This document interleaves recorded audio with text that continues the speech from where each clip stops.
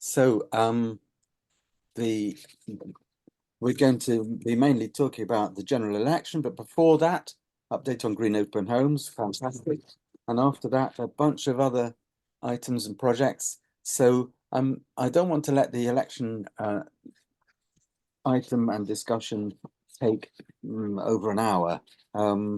It's an interesting topic. It might not take us even that long to share resources and so on.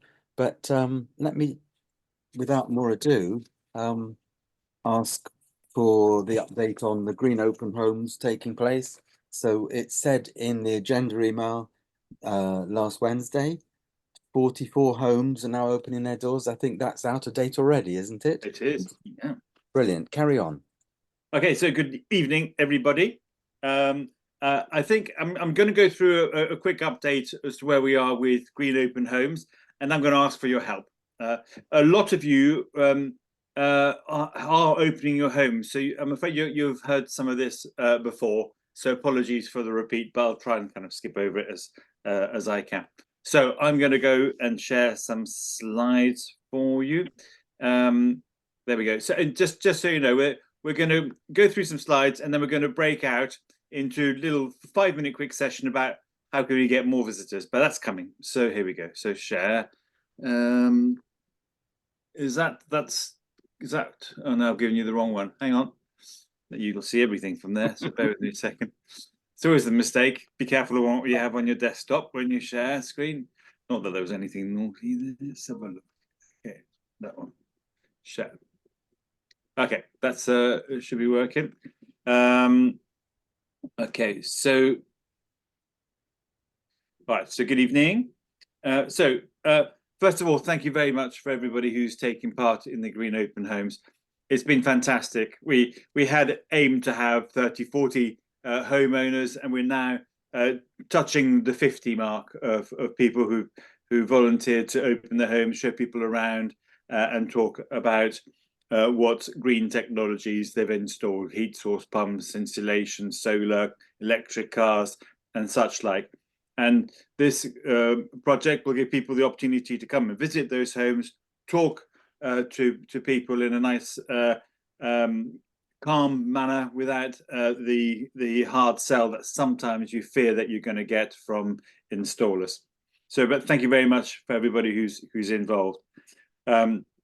So today we're going to look at a quick project update, what we can do, what you can do to help, and what the future holds for the whole project. So, and we'll have a quick breakout session on that. So quick project update. So I introduced the team. So we've got Ruth, who is working on it, doing a lot of the administration and so on. She's worked on it before when doing the name escapes me, another area, and so on. We've got me. We've got Julia, who is leading on the marketing and the emails and social media and press and everything, working extraordinarily hard. I don't think she's probably still working, so she's not here quite yet, I don't think. We've got Jackie down here. Say hello, Jackie, wave out. There we go. And we've got Julian, who's helping out, particularly in the Swindon area. And Kate's been helping along as well, so she's there somewhere. I think I saw her earlier on. And so on. And apologies if I've left anybody else, but that's a kind of core team. So numbers are really good. We're happy with that. So we're working with a number of partners on the project. So Wiltshire Council are helping, funding a little bit to help with paying for some of the adverts and so on. Swindon Borough Council and the same. Our main partner really is CSE, so the Centre for Sustainable Energy. They're the ones who actually put together the Green Opens Homes website, which has been used over and over again for different events across the country. So that's where information will be. They're also helping to fund some of the work that we're doing. Now, this is kind of a breaking news. It was a little while ago. So the people who've been involved in in opening their homes, we're pairing some of them off for those who wanted to, with a CSE, so advisor, so someone who knows a lot about retrofit and improving homes and so on. And if those homeowners would like the CSE surveyors or advisors to be there while they're doing visits, that'll be something that we'll be offering. So that'll be good. But this is the more the groundbreaking one. So for a while ago, CSE were offering surveys, from ground floor to the roof, a survey of someone's house. That would normally have cost at least £650. What they're offering now is that they will offer that survey for free for people who come and visit an open home, which is fantastic news, and hopefully will encourage more people to come along. And as a result of that survey, they'll finish up with a complete report about what they can do to improve the sustainability and etc. of their home. So that is fantastic news. In fact, I'm going to go and visit another house just to be able to qualify for one of these surveys, because I want one done on my house, even though I've had a bit done. Now that this is real need. So what we're finding, we're not getting that many people signing up to come and visit those homes, and so we need your help to move that on. And that's going to be the subject of a little breakout room that we're going to do in a minute. Julian, I might need your help to sort out the breakout, if you can do that for me. We have been doing quite a lot of advertising. So in the Wiltshire Times, there's been some adverts. There's posters. Wiltshire Council have distributed about 35 posters across their buildings, like in the leisure centres and libraries and so on. Leaflets available. I've still got some. So if you'd like a leaflet so you can pass them around, let me know. Put your name and address or whatever in the chat, or send to me and I'll send some to you. Adverts, PowerPoint slides. This is where in the council premises there's kind of a screen, and so they're going up on there. Loads of stuff on social media, and we're pushing at the press to try and get that done. We've also been doing, and you might have seen on our Facebook pages and WhatsApp, etc. Not WhatsApp. What's the other one? Instagram. The little videos of people standing outside their house saying what they're going to show people. Also, we're looking forward for videos from people who are going to go to a house and say, this is what I'm looking forward to seeing. Jackie and Jackie's daughter has been helping us with some of that, and so on. So if you're up for making a 20-second video, we'd love it. Okay, so this is what the latest poster looks like, advertising the fact that people can get a free retrofit survey for there. Okay, this is the kind of what the latest kind of Facebook advert looks like. Again, going on about the free home retrofit survey there. And this is Adrian. We were talking to Adrian just a minute ago. This is a really good example of what anybody in this group could do. So basically, put a post on your own social media, something like that. So basically saying, yeah, this is a great scheme. Let's do it. I'm not very good at social media personally, but I just managed to put it on my village Facebook page. Carry on, Berwick, it's called, and my own one and so on. So if people can do something similar, that would be really appreciated. So what's for the future? Okay, so one of the aims for doing the green open homes was for that we would finish up with a directory of local suppliers that our members or more members have used and are happy with. Now that we've had nearly 50 homeowners, that'll be 50 clients who'll be able to say, yeah, we like this heat source pump installer, this solar, or the insulation, or whatever. So, and we're working with CSE. CSE will be the one, so the Centre for Sustainable Energy will be the one who owns the website. They're commissioning getting someone to do it, but we'll be supplying quite a lot of that initial information of suppliers. So homeowners will provide details of their installer, and they'll be asked to grade them from 1 to 5. So that grading won't actually finish up on the website, but it'll help us to inform how we do the site. We then plan to follow up visitors. So we're going to be asking visitors, what improvements they've done as a result of the project, just so we can see what impact on carbon reduction, and considering whether this should be an ongoing thing rather than just over 2 weeks. So whether it's something that we can offer longer term and so on. So, but that's just something for the future, because what this actually came out of some homeowners saying, well, I'm happy to do this for more than just a couple of weeks. People can call me up whenever they like and have a look at my home and have that chat. So that might be something that comes along later on. But for now, we're just doing it between the 9th of March and the 17th. So we're gonna have a breakout session, really quite quick and thing, with a quick feedback, because we really like to push this as hard as possible. So 2 questions really is, what do you think we can do as the WCA to increase visitor numbers? And the second question is, what can you do to increase visitor numbers? A little bit commitment of doing something. Send it to your local church, or or whatever it is, to get people going. So I'm going to stop sharing that. Just remember that it's quite easy. What can we do? What can you do? Any questions at all before we go off into our little breakout rooms? Oh, hello, Julie. So Julian, are you able to do the Yes. I don't know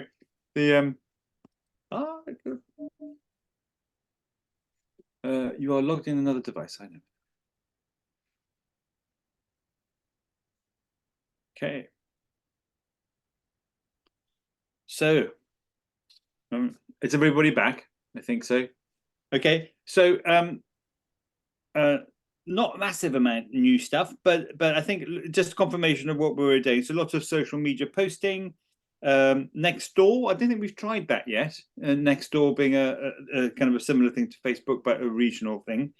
And then Keith has been doing lots of leafleting, kind of walking about, putting them in charity shops is a good place to put them out, which I hadn't thought of. They've got staff rooms and so on.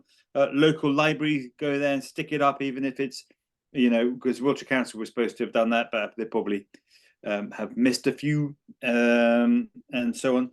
The co-op apparently also have community boards, so worth going to your local co-op and asking to chuck up the poster there. The events page, apparently you can invite people from the event page. I've never tried that. I'm not really good at Facebook, but it might be worth inviting anybody that you know to kind of participate. Julian's going to do something on Twitter.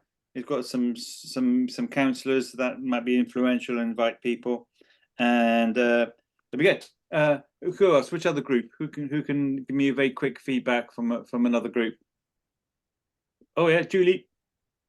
I better do our group because they didn't get a word in edgeways. I'm really sorry, everyone. I want to hear. Although Alan made a really good point to emphasize that we are not a commercial organization, because there's a lot of people sort of misunderstanding what Green Open Homes is and thinking it's a company trying to sell houses and so on. So we're going to beef up our copy around that. I've already had to bat off a few people on social media along those lines. Also, we're going to, I don't know if Chris, you mentioned it, but we're going to launch a WhatsApp group for the event. And please invite all your friends and you please join it, and then we can keep you up to date daily on how it's going and what the latest sort of posters are to put out, and the latest posts on social media and all of that stuff. And also to invite people, you mentioned inviting people through the event, but please post the event on your group pages as well, if you haven't already, rather than just using our WCA one. So don't just respond to WCA posts, but if you are running a group, please post the event on your group and invite your group, because that way you'll reach different people to the ones that we're reaching in WCA. If anybody wants any help with Facebook, I've kind of been living on it this last couple of weeks, so well, months it seems like. So please don't hesitate to ask. Anyway, and what else was there? Oh, Horace is going to very kindly speak to local councils that he sits on about the event and try and get their support to promote it as well, and to talk to them about the whole Green Open Homes project that you were describing, Christian, as well, not just the event.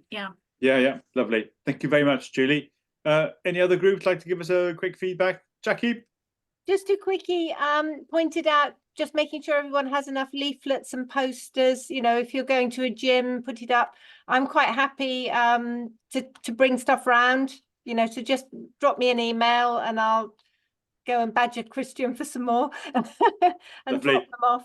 But I don't think you can beat the personal contact, the personal, you know what other people, your friends' situations are, and just say, oh, this really would help you with the fact that you're drafty and cold and damp. Also spreading out of the area. I've been emailing and other members have been emailing out of the area, which obviously still comes, they won't get the free survey, but it gives them an opportunity to come to a Green Open Homes. So I've had a really good response from Hungerford and from Road, who I've confessed thought was in Wiltshire, but it actually is in Somerset. But you know, they're spreading it on their media. So again, more people, you know. Lovely. Thank you, Jackie. And Andrew, you got your hand up? But you're muted. You're muted. Yes, I was also in that group. We're very much in practical action. I just wanted to make a remark about the free surveys. I know that Centre for Sustainable Energy is always stretching itself to do more and do more. And they are doing a retrofit advisor training program. And I just have a gut feeling that your free survey may not come to you within days or weeks of this Green Open Homes event. So let's not raise people's expectations, because otherwise a lot of people will be bothering a lot of people about that. The other query I have is whether anyone's done much promotion in Trowbridge, which only has a very small local member group, or the Trowbridge community area. And I see Horace there. Hello from Southwick. Hello. Well, I've been spreading it around when I go to parish council meetings and so on, but I would like some leaflets. I didn't realise there were leaflets available, and I would certainly distribute those around the south of Trowbridge in the Wessex division. If you could let me have some paperwork, no problems. Lovely. Jackie, I think you're going to put your hand up and favours. Jackie, you're muted. If you want to email your address, Horace, I'm popping over to Bradford in the morning. So Trowbridge would be nicely on the way. You'll have to. My email address is Oh no, pop it in the chat or email me afterwards. Probably safest. Give me your email address a minute. Jackie. Yeah. You want to stick your email or send a private message? I'll pop it in the chat. Yeah. And then anybody who wants it, just let me know. Cheers. Okay. Andrew, you still got your hand up? I'm just gonna. No. Jane, I'll come back to you. I'm just going to go to those that've got their hands up on the machine. Jez. Yeah, somebody put in the chat. Has anyone tried Nextdoor? And in the space of 3 minutes, I'd managed to post onto my local Nextdoor group. So that was good. That was a good suggestion. Good. I'm gonna have to look at that, but I've not tried myself. So, and in fact, I've never looked at Nextdoor. So maybe I should. So yeah, thank you very much. Let's all try Nextdoor. That makes sense. Yeah. Jane, you had your hand up. Yeah, just to say that I'm opening my home this weekend, and I live on quite a busy road. And rather than telling the neighbours, I'm just going to put a board outside saying Green Open Homes this weekend outside the gate. All right, that'd be good. So yeah, other people might like to do something similar. Yeah. Cool. Will they still get a free survey if it's not registered on the site? I don't know. Yes, Jez. So the rules for that is if they live in Swindon or Wiltshire and they've done a visit, Jane, for example, would make a note of their details and they'd be asked to complete a feedback form, and then their details would then be passed on to CSE. Okay. Okay, Julian. Muted. Yeah, I was only going to quickly ask about the PDFs. I noticed, Julie, you answered Jane's question about sending a thing, but it'd be great, yeah, if you could post it in the chat. And also, is Ruth sending it out to all the homeowners? Yeah, Or yeah, she's I working haven't on it at the seen moment. Oh, okay, it's still As in we progress. speak. There's been a bit of toing and froing a little bit, Yeah, but it's all okay. been finalised, and you'll get something soon. Brilliant. Okay, Okay. thanks. And that goes to all the other homeowners. You know, we said we'd get something out in yesterday. We didn't quite manage that, but it's on its way. Not long, with kind of posters and other bits and bobs for the latest. I'm just conscious of time. That Yes. I don't want to take up too much more of the meeting. But thank you very much, everybody, for being so enthusiastic and helping us with the project, the homeowners, and everything else. It's going to be great. Thank you. I second that, and it deserved the time it took. And Jackie, particularly, you get a gold star. You're about to drive personally to bring some leaflets to us over in the fringes of West Wiltshire and Southwick. And I put a direct message to you in the chat, Jackie. So and I've had a look at the national website that's kind of hosts all these bookings and so on. This is our first ever, as far as I know, and it's a larger than average Green Open Homes event. So brilliant, brilliant. Okay, item 2 on our agenda, the main feature, and it's an 18 because it's concerned with voting. So election action. Let's find out what's going on and how we can encourage our local electorate to vote for the climate.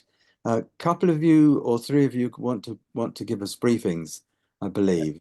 So I'll start off. In what order? Yes. Okay. Thanks. Then I'll bring in Jez and Keith. So hi everyone. We've talked about this in the last couple of meetings briefly, but I know that quite a few new people here haven't been in those previous meetings, so I'll just quickly recap. So as we all know, there's a general election coming up this year. You might be wondering what's that got to do with Wiltshire Climate Alliance. Obviously, our focus is Wiltshire. Our goal is net zero carbon emissions and dealing with the ecological emergency in Wiltshire. So what's the general election got to do with that? Well, whenever we speak to Richard Kluwer, he usually trots out the line, who is the chair of Wiltshire Council, if you don't know. He always trots out the line saying, well, we'd love to do more here, but our hands are tied by central government policy. So, and actually, I think he's actually being quite honest about that. Central government policy has a massive impact on what we can do within our own county. You just need to look at things like wind turbine policy and things like this, that unless we get a government that is very, very serious about delivering on the statutory goals in the Climate Change Act and on the ecological emergency, we're not going to achieve those objectives. And if you think that the government that gets elected now will be, if it stays for 5 years, will be in place until 2029, and we've got to achieve a 68% reduction in carbon emissions by 2030, and we're not on track for that at all at the moment. If you listen to what the Climate Change Committee is saying, then whoever takes over now is going to have really serious policies in place that are going to make those massive reductions, and the harder reductions are the ones that have got to come, because the easy stuff's been done about moving from coal to gas and so on.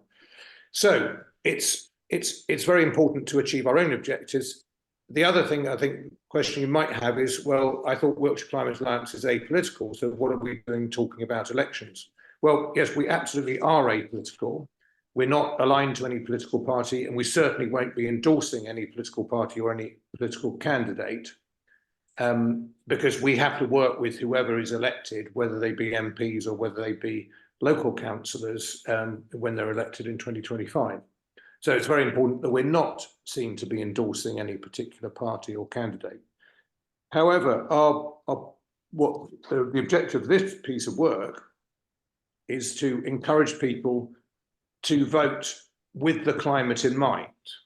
In other words, to use their own judgment to select a party and a candidate that they think is best placed to deliver on those climate objectives in the form of the next government. Now, that's quite a complex question, and you get into all sorts of issues about tactical voting and so on and so on. Well, we're not really going to get into that. What we want to do is just make sure that, as far as possible, voters have the information so that they can, and the awareness, so they can make that choice themselves. So an example of that is a hustings on the environment. So what we'd like to see happening during the election campaign in each of the six constituencies across Wiltshire, and also in the 2 in Swindon, is at the very least a hustings where you have the parliamentary candidates all together debating environmental issues, and they can be challenged by members of the public, by the electorate, on those issues. We held one in Mar24 in the 2019 election, and it was very, very effective at getting that exposure of the candidates to environmental issues. The other things we can do is publish information comparing policies between political parties, and I know that sort of thing's being produced centrally by the likes of Greenpeace and Friends of the Earth. So that sort of information, once they actually publish manifestos, will be readily available and will be something we can disseminate, again, without endorsing any individual party, but just making it clear what the comparisons are, because that will be just sharing publicly available information. The other thing we can do is write to or have meetings with individual parliamentary candidates. So, for instance, in Corsham, last month, we had a film event, and we invited the candidates for the Chippenham constituency to come along, watch the film, and then join in a debate with us afterwards. They came along, and there was a lot of questions from the audience, and the candidates got to hear that, you know, the concerns of at least a section of their electorate about the environment. That's the sort of thing that anyone could do in their own constituencies. We're also having an eco fair, for instance, in Corsham in April. And we're going to invite the candidates to come along, just be part of that and engage with them. And so there are various ways that we can engage with candidates, so the candidates get to hear that there are at least some people in their constituencies who are concerned about the climate, and conversely, the electorate get to hear that that voting about the climate could make a difference to the government policy. So that's really what this campaign's about. So we're working at constituency level. So in a minute, when we go into breakouts, we'll go into breakouts by constituency, because the only way this is going to work is if we have active groups working in each constituency, because there's no point me in Chippenham writing to a candidate in Salisbury, let's say, and saying, oh, could you come to a meeting? They'll say, well, you're not a constituent of mine, I'm not interested. So we really need to have that grassroots local constituency activity. And the other key thing that we need to have at constituency level is to bring together different organisations to show the candidates that we're an important voice. So, for instance, in Chippenham, we've got 4 groups. We've got Corsham, there's a Chippenham group, there's Sustainable Cairn, and there's Royal Wootton Bassett. So there are 4 environmental groups. We've got an Eco Churches group in Corsham. We've got North Wilts FOE, which sort of sits across that constituency, and others. We've got their WI groups. So there are all sorts of other organisations that we can tap into, and are starting to tap into, to say, would you, are you interested in this? Do you think this is an important issue? Can you help share the message about voting for the climate? And the other thing is that there are a number of national organisations now that are starting to work on this, and that's what Jez is going to cover in a moment. So, in fact, Jez, why don't we just go to you to talk about what's happening, because you've done some really good research on potential information sources. Just very briefly, just yes, main information sources. Well, indeed, I think the point I would like to add to your points there is that as the polling tightens between the different parties, a problem might arise in that voting for the best climate candidate, it's possible that the worst climate candidate is unwittingly let in. So we have to be very careful about any strategy that we might have about who we're going to vote for.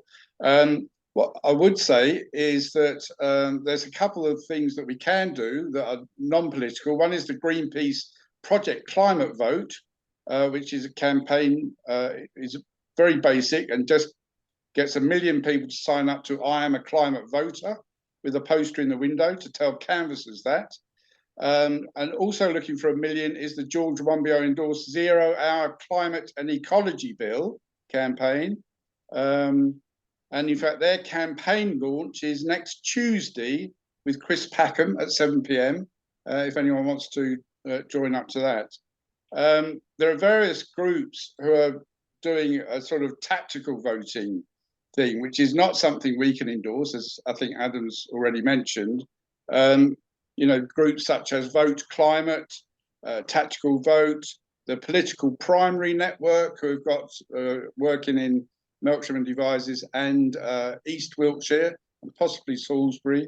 I mean, the problem is that in our first past the post system, how do you overcome the fact that a candidate with a minority of votes can be our representative? You know, there's several things to say about that, I suppose, in due course. What I would say is that the Climate Coalition have produced, have got the Local Intelligence Hub, which has a lot of information on various election-related issues. Unfortunately, at the moment, some of their data is only from late 2022 and perhaps a bit questionable.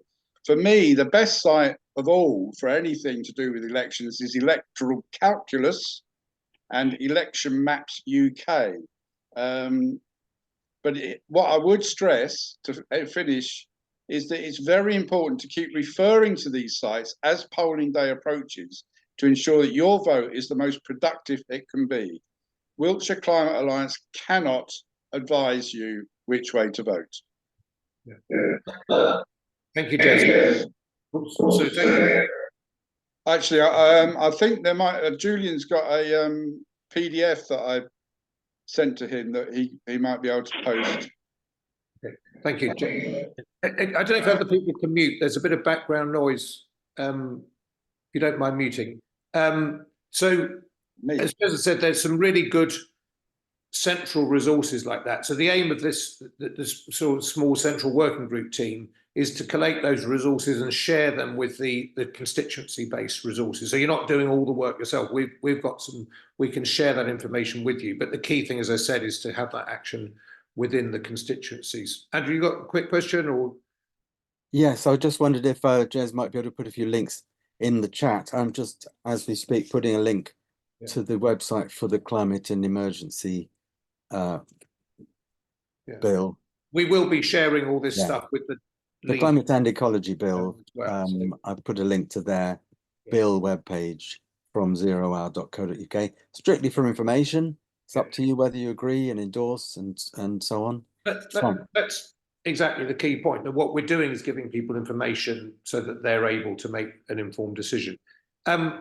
Keith, do you want to just talk briefly about what you've been doing in South Cotswolds? Can I just add that, sorry, Andrew's request about links, there are links in the document that hopefully is going to be posted by Julian soon. Thanks. Right. So Keith, briefly. Yeah, thank you. I'll just briefly talk through some of the things I've learned since I started working on this project a few weeks ago. It's a good idea to keep your eyes open in each constituency for when new candidates are declared. And gradually in the region I'm in, South Cotswolds, which is a weird amalgam of some parts of Gloucestershire plus parts of Wiltshire. I've noticed that most of the main parties are there, but Labour have yet to declare a candidate in this area. They might think it's a pointless zone. So that's worth watching. There's a website, UK Prospective Parliamentary Candidates, that seems to pull in information and gives you the source of where the declaration came from. That's quite useful. Just to add a little bit to what you said, Adam, I think also if we get meetings with the different candidates and we can see what their policy is, I think it would be also quite useful for voters to pick up where we believe the individual personal values and beliefs of those candidates sit, whether or not they are ever allowed to vote on an environmental policy item and have a free vote and step aside from the party line, I don't know. But I think the values and beliefs of the person are quite important in this case. I've been spending quite a lot of time trying to find in every town or village of any significant size in the area, particularly in the Gloucestershire area, whether local environmental or climate action groups exist. And the main lesson from that so far is that probably one or two out of every three or four have fallen by the wayside and have a Facebook page which is no longer active. But I have made links with people in Tetbury, Shurston, Cirencester, Cricklade, Brinkworth, Minety, who I hadn't met before from different backgrounds. So it feels like that's getting a little bit of a head of steam. Quite a lot of time emailing and following up and chasing. But I'm hoping to eventually create a group of interested people. On the ideas side, I was wondering if it might be worth creating a small named informal group to just carry that forward as a bit of a team to try and bond people together. South Cotswold Climate Emergency Group came to mind, but I haven't decided whether I'm going to go with that yet. The only other point to add would be, I think fairly early on, we should try and get some formal buy-in on those larger organisations which perhaps cover the whole of Wiltshire. So maybe Wiltshire Wildlife Trust and Wiltshire's WI and the Greenpeace area for the southwest. If we could get buy-in at the sort of county level that they support what Wiltshire Climate Alliance are doing, then I think that probably makes it better when we produce some documentation and try and produce something formally that appears to have a little bit of clout when we try and get candidates to attend. That's what I've learned so far. I'll stop now. Great, thank you, Keith. So, and we're compiling a spreadsheet centrally, which for each constituency. So, as like Keith says, he's gathered that information. We just put it all together into that spreadsheet by constituency. So, and what we're doing really at the moment is intelligence gathering, because the election could still be, you know, several months off. Probably will be. But if we do the groundwork now, build those connections, build up that information, when it actually gets announced, we'll be much better positioned to act quickly and in terms of setting up hustings and other events. Quick one, Andrew, before we Okay, go. guys. Yes, before we break into chats, breakouts. Has anyone got any general questions or comments? And shall we also just check in with how long the breakouts are likely to be? Well, I was planning about 15 minutes with the breakouts. Okay. Any general questions or comments? Keith got a hand up. And I forgot, I was advised by one of the candidates to very early on get buy-in from the candidates that they would be prepared to attend an event. Yeah. And try and say, you know, if we contact you as soon as the election's announced and cut date, if you've already done that, you'll beat the massive wave of people coming to their door. Because unfortunately, a hustings without two of the leading party candidates will be not a very convincing hustings, I'm afraid. That's the risk in all this. Mm-hmm. That was the only thing to add. Okay, so we've got, is there another question? Someone? Bean? Yeah, I don't know whether, did you want me to say something about the forthcoming meeting with Danny Kruger? Yeah, why not? So Green Great Bedouin have secured a meeting with Danny Kruger on Friday, and they very kindly asked me to go along as their sort of technical guru. I've met Danny before, so he'll know what I have to say. I'm very interested to hear whether or not there's any chance of him changing his mind on onshore wind for a start. So I'm quite happy to sort of feedback whatever we get from that to the group next time round. But I just thought it's also worth highlighting, we've been briefing Liberal Democratic peers. There was a debate in the Lords this afternoon, a short debate this afternoon, which we produced briefings for Democratic peers, because we were asked to do so. We're probably going to be briefing the local Liberal Democrat candidate for East Wiltshire in due course. If anybody else has a candidate that they can get at who would like a briefing in any way, shape, or form, written, oral, in person, on our particular aspects of decarbonisation and policy, I'm very happy to provide that. And I just was going to say, I put a couple of things in the chat, a couple of links in the chat. One is to the climate party. I don't know whether you know that there is such a thing, but there's a climate party. I don't know whether they're fielding many candidates this time round, but they do exist. I also put a link to Era Home for any of you with your open homes. If people are saying, yeah, great, I like it, but I can't afford it. Era are new to the UK. They're Swedish backed. They're very capable. They're very, very ambitious, and they are coming to the market with a leasing offer. So 0 upfront cost for consumers, probably a 10-year leasing product. So that would help deal with the capital cost issue.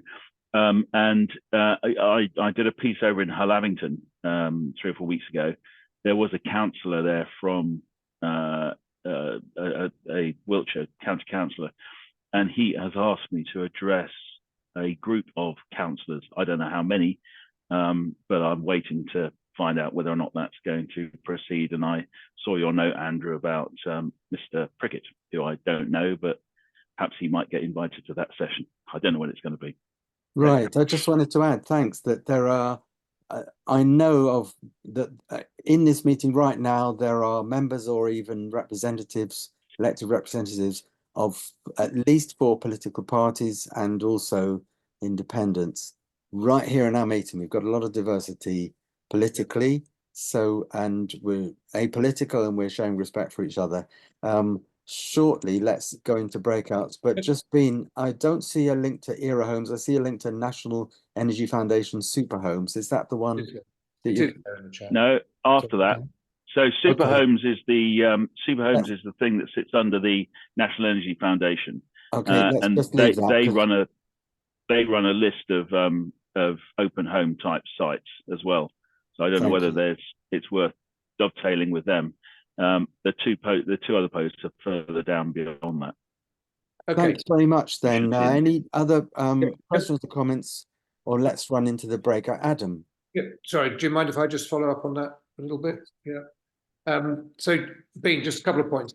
The stuff you said about the heat pumps and decarbonisation, if you could send me something like that, then we've got it centrally and we can share that with the groups. The other thing, when you're speaking to Danny Kruger, yeah, he's asking if he'll come to a hustings during the campaign on the environment, because that's as Keith was saying, if we can warm people up to that now and get commitment, that will make it so much easier when we get there.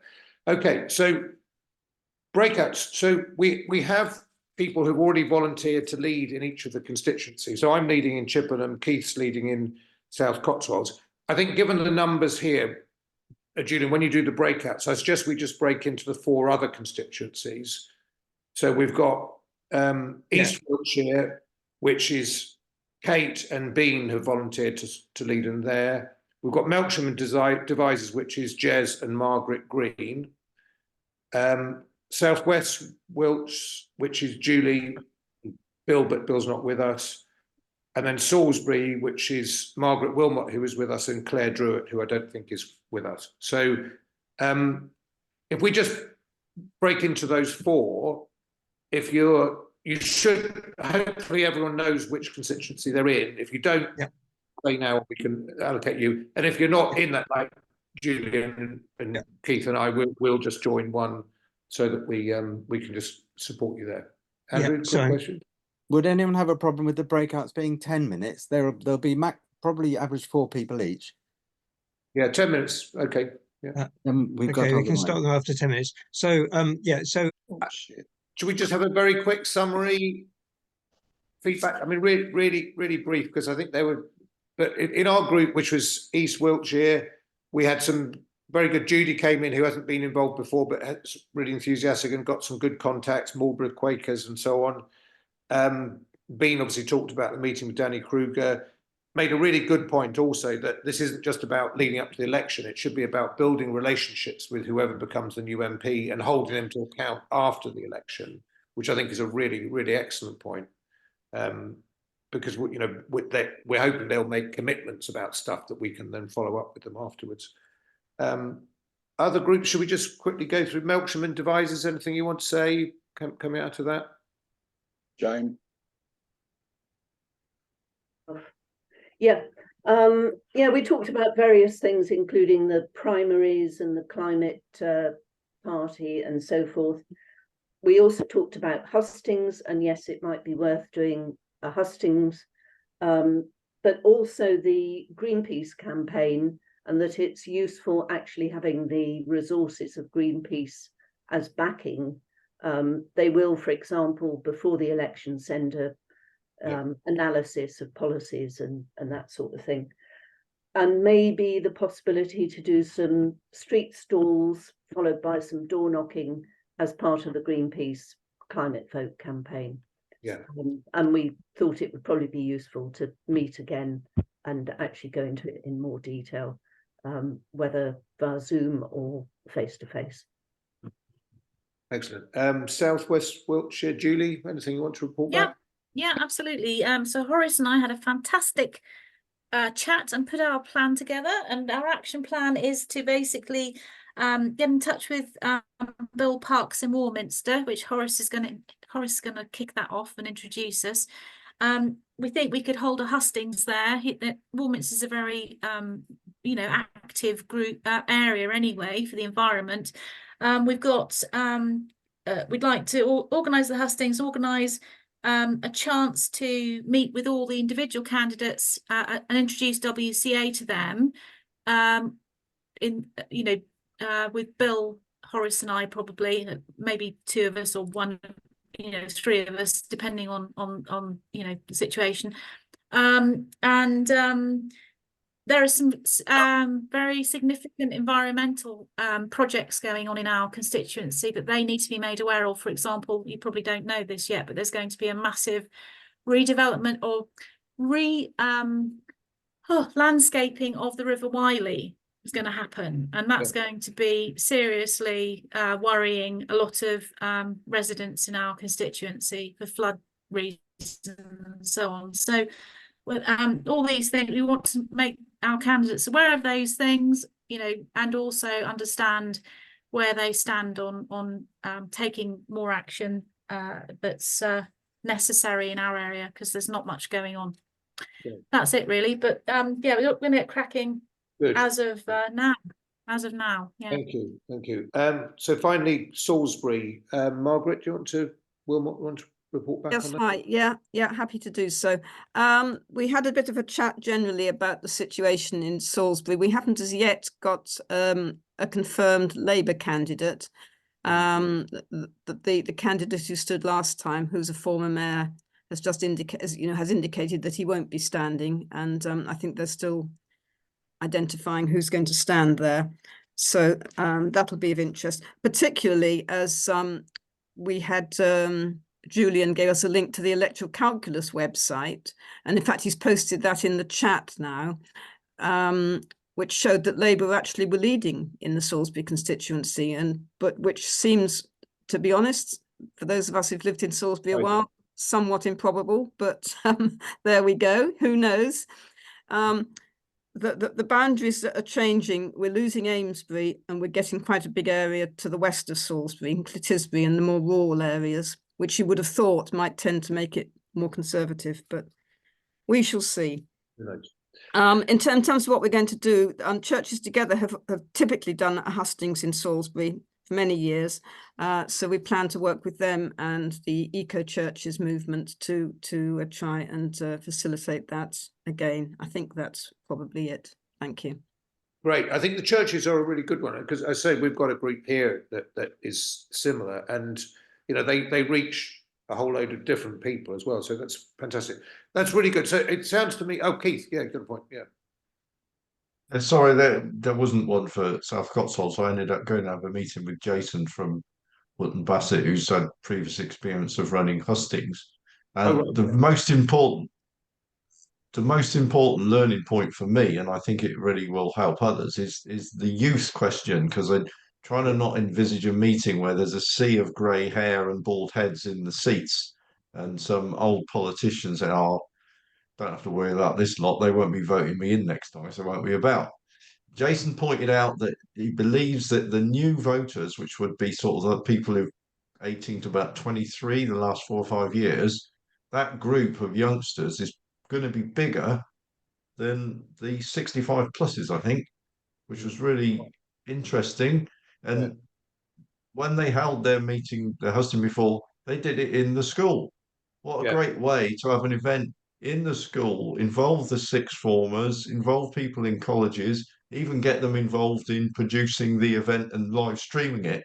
You've got a really good chance then of getting more candidates, because they're much more likely to want to speak to the youth than the average age of the people on this call. Good points. That was it. That's the only point. Jason, anything to add? Have I got that? No, yeah, I think if you are going to run a hustings and you're going to have it on an environmental theme, then the other really important person to have is somebody who can run the husting for you, who is really clued up on all things to do environmental. So that person can hold the candidates to account. Otherwise, you just get a lot of candidates just running roughshod and saying this is what we're doing, and no one actually there to hold. And you start to get a lot of inter-party fighting. So do find somebody who is strong enough to chair your hustings. We were very lucky as a gentleman in our constituency called Dave Knight, who chaired the hustings for us, and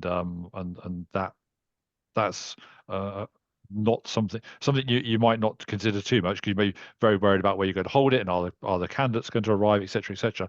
But having a strong chair is also key to a successful hustings. So do think about that. Also, you probably we found that although the candidates have declared, their names actually aren't on the ballots until I think it's 60 days or 30 days before the election. So they can change. So sometimes you can't run your husting until very close to the election date, but organising where you're going to have your hustings, you can start to think about. And that's why, as Keith said, we picked the school to try to, one, they've got really good facilities, and two, you can start to try to bring in that younger vote who in climate matters are, the most important people, because they're going to be here for much longer than anybody on this call is going to be. So I think they hopefully have got a bigger vested interest in all things environmental. So absolutely. No, that's really good experience, and hopefully you can keep involved and share that with us, because you're obviously you're in the Chippenham constituency now, aren't you? Yeah, indeed. Yeah. So we intend to run a hustings here. The environmental group in Bassett, we intend to run a hustings for the next election. It's on our agenda. And I think Tony's already been in touch with you or your group anyway about that. So maybe, yes, I think Dave Knight has been in touch with, but so we'll follow up with you on that. Yep. Yeah, brilliant. Okay, so it sounds like there's a lot of enthusiasm for this project, which is brilliant. What I'll do with the core group is set up another working group meeting with the people leads from each constituency. We'll try and hold that well before the next members meeting, so that we can build on the momentum we've created today, and we can report back. And I think we'll, if it's okay, Andrew, each members meeting from now on, we'll just have an update session on what's going on at constituency level. But I'm really enthused by that. I think there's been great feedback from everyone, and so I feel this project's now got some real momentum behind it. So thanks, everyone. Okay, thanks. That's really useful. And there's a few nice links in the chat and some interesting and possibly funny comments. Is that an old hand you've got up, Keith? That's okay. Super. So that was well worth it. Thanks. And now there are just 16 of us, I think, if you count both versions of Beanland, that's 17 of us.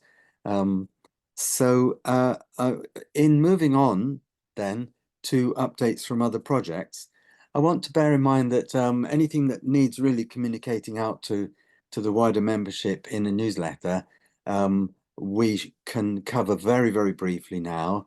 But the other projects, in case you haven't got the agenda in front of you, update on our thinking about an incorporated entity for a Wiltshire Climate Alliance. Is there anyone who wants to speak to that briefly? Otherwise, I'll try and summarize it in a sentence. And the sentence is, there's a small working group looking at options for an incorporated entity, which could be a community interest company, community benefit society, one company limited by guarantee, one or two other formats. I think that the working group is yet to do its best work, but and I missed a meeting. We have we're inclined to possibly form a community interest company. That wouldn't mean that Wiltshire Climate Alliance transforms itself into a community interest company necessarily.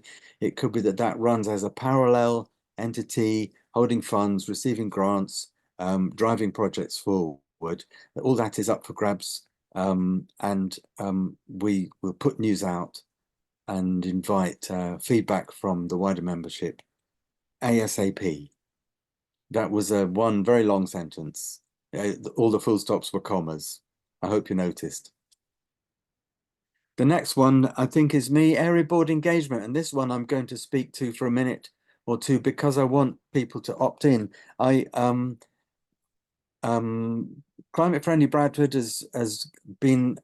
was invited to give a presentation at its Brighton Avon Community Area Board. It went okay. There's a lot of work that the area boards need to be doing, and they aren't, we think. There is a training for area board environment leads happening almost as we speak. I don't know the exact date, but we've long had an ambition in Wiltshire Climate Alliance to engage with councillors at area board level. It's great because you can talk to them individually, you can listen to them, you can explain things to them. I hope that Wiltshire Climate Alliance and or its member groups will be given presentations or update reports to most meetings of most of our 18 area boards. What I want to do is write to Ashley O'Neill, who I think is the cabinet member or portfolio holder for area boards, and also have meeting with the sort of middle management of area boards at officer level in Wiltshire Council. Who would like to be in on this loop of developing links with their area boards? Please put yourself in the chat, and it could extend to just being sent updates and emails, or it could be that you might like to join a Zoom meeting about area board engagement.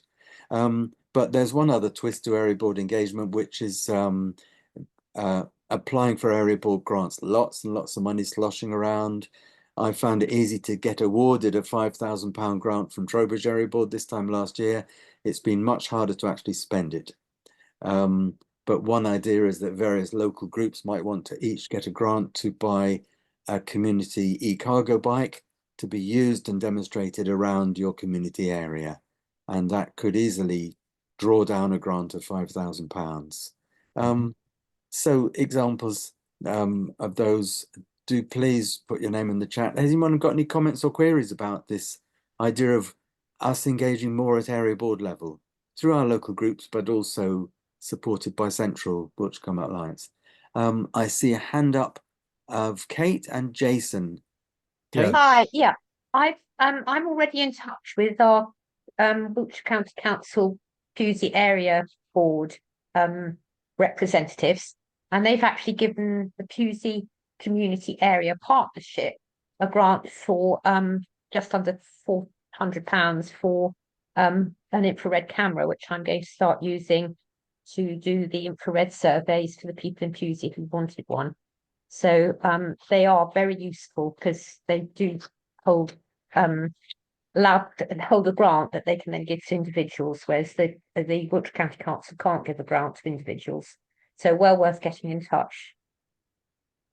Thank you. Yeah, I second that. We've had a grant. We got a grant 18 months ago we had a number of grants from our area board. So there was an initiative with WCA maybe 2 years ago, maybe it's even before COVID actually, I think, to try to get someone to go along to every area board meeting. And from that, I have been to every area board meeting since that initiative started off. So and holding our area board to account on a number of things. Through that, we've had probably over £1,500 worth of grants through our area board for various different things for our environment trust. One of which was to get an infrared camera, which you had for 18 months. So got some information on our website if you want to go and steal that on how to run a system that you can let people come and borrow the infrared camera. We've had over £120 worth of donations in this last winter for usage of the infrared camera. We asked for a £10 donation if people can afford it. But yeah, the area boards are very good. But one thing that we found we've had to do on the area boards is challenge them around some of the grants that they've been giving, because they give out grants. We had a big discussion around, they were giving out a grant for one of the communities to buy a gas, to renovate their gas heating, and we challenged them, say, why aren't you putting an air source heat pump in, and how the area board should not be supporting a fossil fuel boilers because of their climate policies at county. So we tried to get the county to provide advice back to the area boards to say, look, you can't be granting money to people who are spending it on obviously environmentally polluting projects.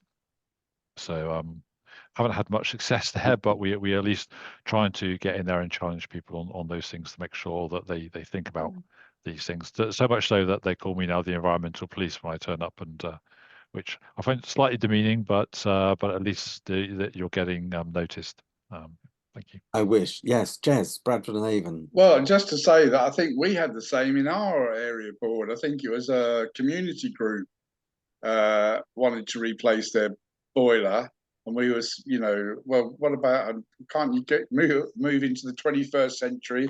Well, it's got to be, it's broken. It's got to be done within the next 2 weeks, and you just give up. Anyway. That sounds like it's happened here, there, and everywhere. Village halls, community groups, scout huts, wanting their gas boiler renewed, and so on.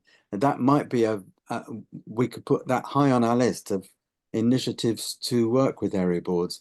Just one personal comment about the infrared cameras. Let's not get too many, guys. It's climate friendly. Bradford and Avon has had one for years, and it probably gets used on average of 3 times a year. So we can pass them around the county. I'll cycle over with our one to anywhere in Wiltshire if you with advance notice. And I think the critical bottleneck there is people with the skills to use it at a high level, rather than having the hardware. So prepare for your hardware to gather dust, and let's put our heads together for really constructive ways to spend area board grants.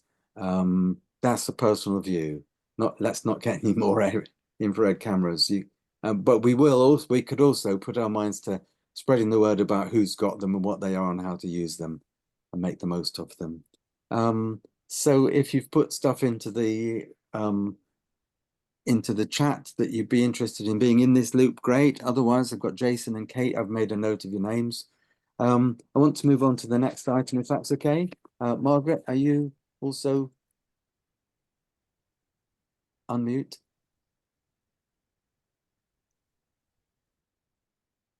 I can't hear you, Margaret. Yeah, I mean, are you talking to me, Andrew? Sorry, I beg your pardon. Margaret Green is a mouth movement. If I learned how to unmute, I said I try to go to all the area boards.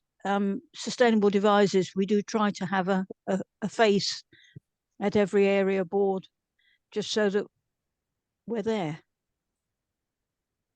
Okay, thanks. Yes, I'll make a note of that then.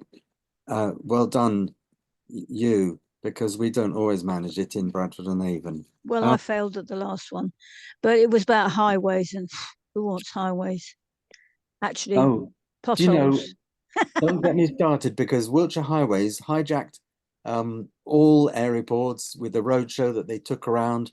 Intensely interesting stuff about potholes and gutters. That, in a way, took almost 25% of Wiltshire Council's entire area board agenda time, if you multiply it by 18, because they only meet 4 times a year. So those were long meetings. Bradford and Avon was one of the first. We put 60 questions to them. It took 3.5 months to get the answers back. and there was a lot of repetition.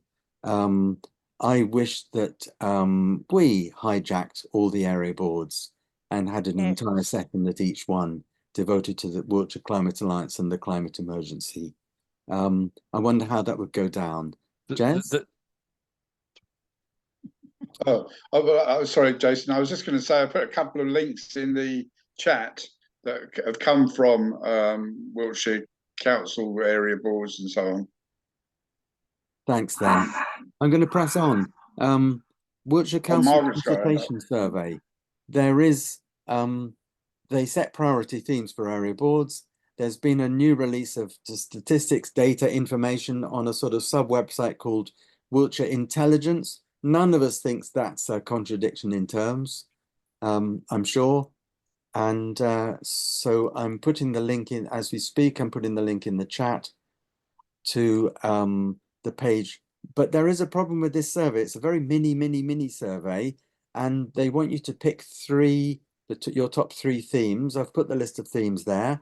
When you pick environment, there isn't really anything on climate unless you count emissions, which isn't directly a climate matter. In a way, climate action is an odd one out under environment, because our climate action helps all the rest of the world, mainly.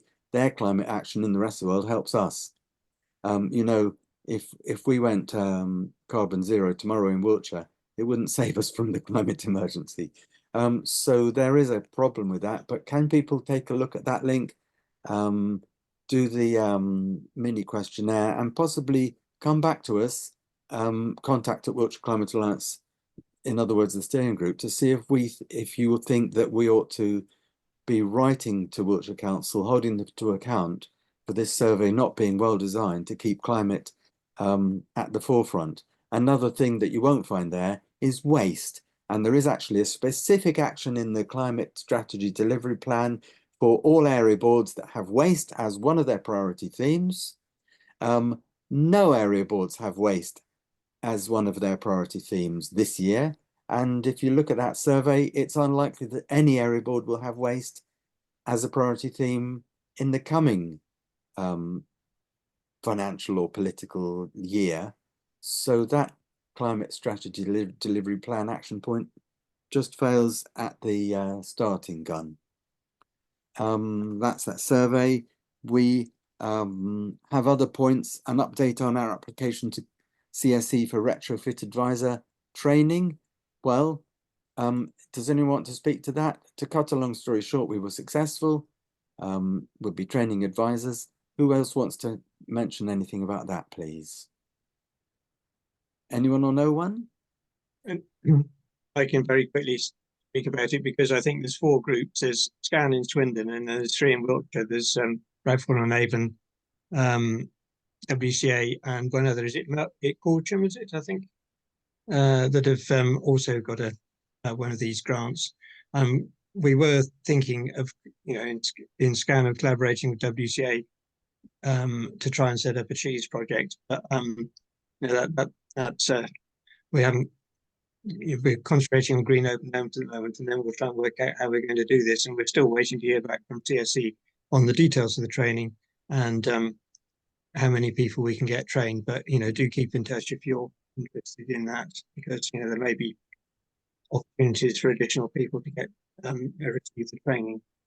By coincidence, the grant of £5,000 per group happens to be the amount that First Thermal were charging for franchises similar to the cheese project, although I'm not sure they're going that way this year. The training is going to be free, so that there's the groups kind of might have carte blanche how you spend the £5,000, but that's another debate. So yes, lots of this training is going to happen. We're waiting for CSE to get its act together. There are 2 more updates, and one was on elms for all, update on the planned planting. Is anyone here who wants to update us? Otherwise, we'll pop that into a forthcoming news email. But I do know from Claire Druitt that she's been doing an awful lot of planting and an awful lot of admin. So these elm trees are going in, and these are, of course, a Dutch elm disease resistant varieties and hybrids of elm trees, not the traditional English elm or British elm that was so susceptible to that disease, but still elms, still the elm species. And finally, local plan and local transport plan update. Well, does anyone want to speak to that? Jez, did you have a question in at Wiltshire Council? I think the update is we still don't know yet. Anything to add on that? In other words, we don't know when the next the answer to a question one was put to Wiltshire Council full council meeting was we can't tell you when we'll be releasing the response to the Wiltshire Local Plan Reg 19 consultation. We're doing a lot of work. I think they seem to be hinting that they're commissioning some more studies. So it does sound as if some of the representations that we and others put in have led them to do further work. And it may be on housing, it may be on climate and environment matters. To me, I think that's good news. And the local transport plan is always coming the day after tomorrow because they're always waiting for government guidance, but they claim to be doing preparatory work. And what I will say is that there's an excellent evidence document produced by Atkins that finally puts transport onto the basis of predict and then manage and bring Wiltshire's climate emissions down that are being emitted by road transport. There was another question answer at full council that stated that Wiltshire Council will form a new transport policy that meets its climate commitments. So I'm sure that's going to happen, and I'm sure it'll be very radical, he said, smiling. Any comment on that, Margaret or Green or anyone else? Sorry, Margaret Wilmot. No, it's a matter of watch this space. Well, we could mention, I suppose, I mean, we've been trying to get an update on the LC WIP here as well, the cycling and walking infrastructure plan, which in Salisbury. we consulted on 18 months ago and still no update. We'd actually like them to try and come and do an LC WIP in Wootton Bassett, but they're too busy doing LC WIPs in other places apparently. So we can't even get any resource to come on, even though we've got a very good transport plan already sorted out. So yeah, one of the areas we actually find you can do good work through is through the LHFIG, Local Highways and Footpaths Improvement Group. Yeah, I'm on that. They've got some good budget assigned, and if you can get dropped curbs and things like that onto the LHFIG, then that's a good way of starting to get transportation, active travel transportation routes improved in the town that go through the current plan, current planning sort of like structures, without you having to go off and do a whole big LC WIP thing. You can start to do small improvements through the LHFIG process, and bring in things through the back door, because then when you want to come along and do a cycle path and things, you already know, well, actually you've already got drop curves in all these places because you've done that through LHFIG. So we're trying to get more activity done through the LHFIG mechanism, building along the way to actually having proper cycle paths and LC WIPs in place, but using the LHFIG as our sort of like transport to use a terminology as a way to get those things done. So just another source of cash that the council need to evolve that responsibility to HFIG. If I could just say though, in Salisbury, I've managed to unearth the fact that they've actually got £7 million stashed away as Section 106 money that's allocated to transport that they haven't spent, and yet they try and keep us happy by giving us 13k a year to spend in the LHFIG. It doesn't really add up. So that I've actually managed to get that escalated to the area board so that they are actually talking now. And also I've raised this as an issue in the local plan because I think the inspector needs to know that they haven't delivered on anything they promised us in the last 15 years. So, but anyway, I digress. You don't want to hear about Salisbury's woes. This is a very jargon-ridden area, active travel. I just want to say to Jason, be careful what you wish for, because those areas that have got LC WIPs, local cycling walking infrastructure plans, aren't necessarily impressed by them, I suggest Ah. reading the government guidance on how they should be developed, which includes sort of governing board with stakeholder groups. That isn't happening in Wiltshire. Read that guidance and then go and write your own LC whip and send that to Wiltshire saying, this should be the plan. When you come and write one for us, you must explain why it's not going to be the plan we've shown you, because we have Okay. the local knowledge. Great, thank you for that, Wes. Okay, well, let's talk again about that. We've got, it's 8:45, guys. Everyone's still awake? Great, yes. Any burning updates? I'm answering Bean in the chat to say there are lots of government consultations. Please, if you know of government consultations, Wiltshire Climate Alliance wants to know about them so that we can either respond centrally or put the word out about them.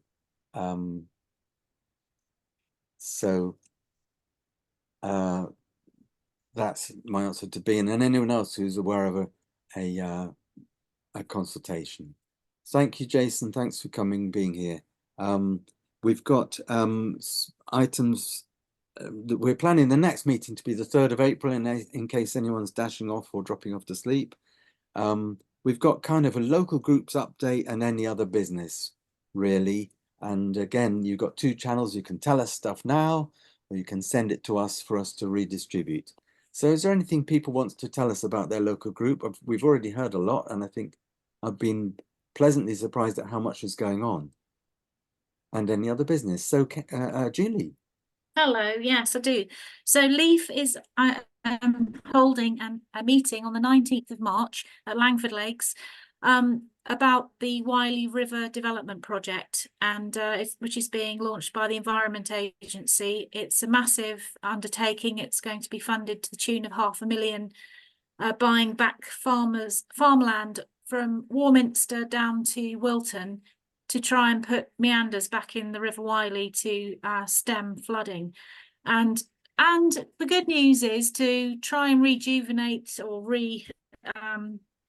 revitalise the wetland habitats that we used to have along the Wiley Valley, which have kind of disappeared. So that's I'm going to start posting information on the Leaf Facebook page about that, but I just wanted WCA to know about it, and I wondered if I could put it on WCA as well, please. Everybody's welcome. It's very early days. We don't really know yet what it's all about. Wiltshire Wildlife Trust are going to be involved, as are Wiley Valley farmers, and the fisheries, and all sorts of people are involved. So I'm hoping they'll all be there. And if you want to come and find out about it, you're very welcome. That's all. That's what I want to say. Thank you. I've got to go now because I've got to get on with my homework for Green Open Homes. Okay. Bye. Thank you so much, Julian. It's great to hear an update from a group with energy, getting its act together, getting involved, doing publicity. Brad from Avon, we don't always manage that. Margaret also, okay? Yeah. Hi, is it me this time? We had a very successful active travel conference here in Salisbury on the 24th of Feb. So I just wanted to report back on that. So it's about 100 people there, and we've had some excellent feedback, and hope, including the cabinet member for transport, actually, who was probably not the best of our speakers, but it was interesting to get her take on things compared with everybody else's. And also some quite exciting news. We've got a car club coming back to Salisbury this Friday, Co-Wheels, taking over the car spaces that had belonged to Co-Cars. Co-Cars, unfortunately, went broke about 3-4 months ago, a bit longer. They overstretched themselves with electric bicycles and then went belly up. Anyway, Co-Wheels are taking over. They're offering a really good deal, because they're offering free membership for people at the moment, free joining fees, free monthly subscriptions, and a £15 driving credit for anyone who signs up. So I think they should get a good take up. So we're looking forward to the launch of Co-Wheels. Thanks.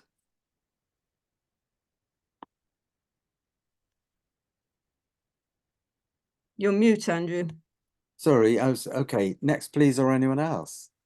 Or shall we just save it and keep pressing on? Is Bean, are you still there? Bean, I'm trying to talk and type into the chat both at the same time. You've put some information into the chat. If you put it in an email to contact@Wiltshire Climate Alliance, you will raise the chances of it being seen, registered and attended to.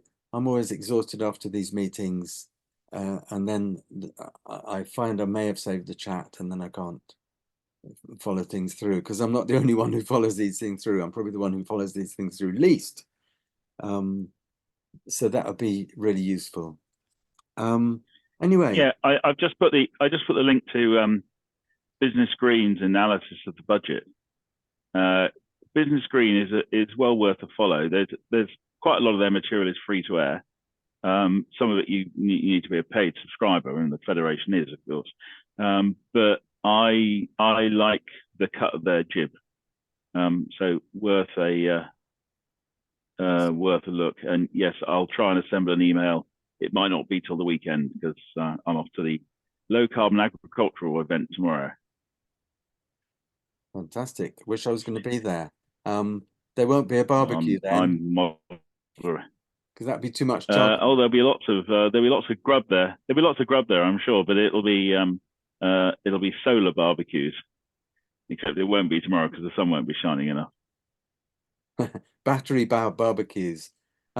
Does anyone, you mentioned Business Green, does anyone get emails from edie.net? Anyone want to tell me what you make of it? Some really good encouraging stuff, I think. Yeah, they're a good resource. The other one worth following is the ECIU. Hang on, let me get a link for that one too. Because a lot of us are getting far too few emails, aren't we?